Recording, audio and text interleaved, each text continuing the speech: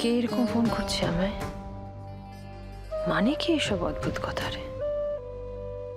কি চাই আমার কাছে? কি ব্যাপার?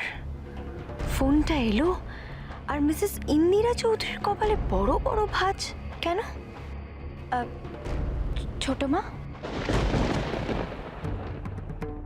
কিছু বলবে? ছোট মা, আমিও অ্যাকচুয়ালি ওই ফোনের আওয়াজ পেয়ে আর কি এসেছিলাম, কিন্তু দেখলাম যে আপনি রিসিভ করলেন।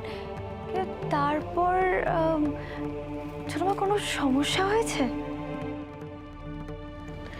তোমার সমস্যা হয়েছে বলে মনে হলো কেন ঝিলমিল? না মানে আপনাকে না কিরকম একটা যেন মানে আমার মনের ভুলও হতে পারে, তাই আর কি। না আসলে ঠিকই তো, আপনার ব্যক্তিগত ফোন তো হতেই পারে। আমিও শুধু শুধু সরি। তোমার মা কেমন আছেন? মা মা ঠিকই আছেন। সেরকম কিছু হলে তো মানে খবর পেতামই আর কি। ঝিলমিল, দয়ানন্দবাবু এত ব্যস্ততার মধ্যে হয়তো সময় করে তোমাকে ফোন করে উঠতে পারবেন না। তুমি নিজে ওনাকে সময় করে ফোন করে নিও।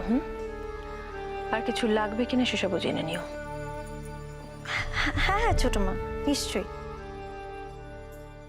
ননি, ওনার ব্যাপারটাও তো একটু জানতে হবে আমায়। এমন চোখ মুখ তো ফার্স্ট টাইম দেখছি না। আজকাল মাঝে মাঝেই ম্যাডাম অন্যমনস্ক হয়ে যাচ্ছেন। আপন মনে কিছু যেন একটা ভেবেই চলেছেন। কিছু নিয়ে কি চাপ খাচ্ছেন উনি?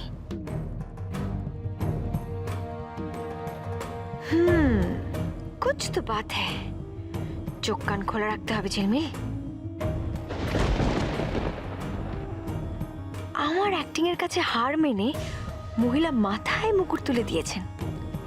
এবার চাপ খেয়ে যদি চাবিটা আমার কোমরে ঝুলিয়ে দেন, তাহলে আর কে পায় আমাকে?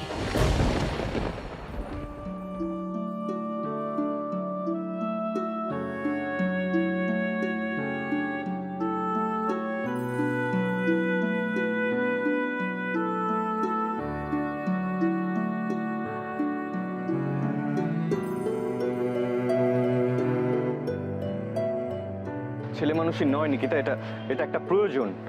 কিসের প্রয়োজন?